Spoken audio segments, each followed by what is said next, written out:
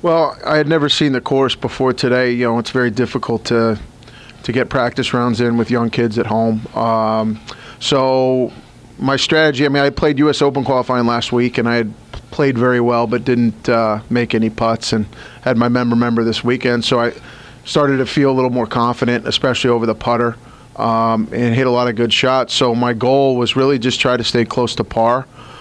Today, around a par 69, never having played in the Palmer Cup and having looked at the scores around this golf course from prior years, I knew if you could shoot around par, it'd be a good number. So, and that was my mindset, play fairly conservative. I knew I was hitting it good.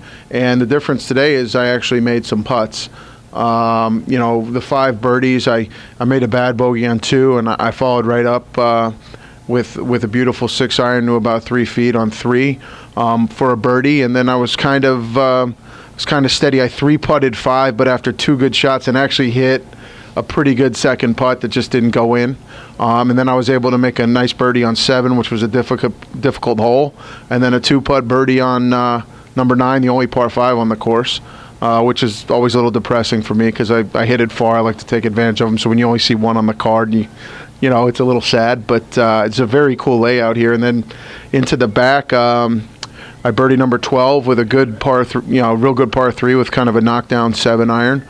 And then I also I made a real good birdie on 17. I hit a bad drive and I got lucky. Went over by the left, almost into the 16th fairway.